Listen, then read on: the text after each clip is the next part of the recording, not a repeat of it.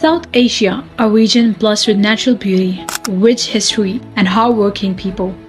Yet, it remains burdened by the weight of unnecessary wars, enduring rivalries, and unfulfilled potential. And South Asia needs hybrid peace. Dr. Syalhaq Shamsi challenges us to look beyond the familiar narrative of conflict.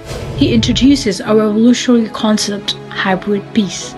By blending constructive engagement, conflict resolution, and regional cooperation, the book offers a roadmap to sustainable peace and prosperity.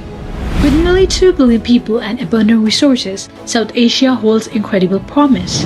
This book highlights the urgent need for hybrid peace to prevent catastrophic conflicts, prevent nuclear neighbors, and to revive regional development. Through innovative ideas like a Sark highway, cultural tourism, and regional trade, Dr. Shamsi envisions South Asia as a hub of cooperation, stability, and growth. Discover how hybrid peace can transform South Asia's future. South Asia needs hybrid peace, a must-read for policymakers, scholars, and anyone who believes in the power of peace. Available now at leading bookstores and online platforms. Let's reimagine South Asia together.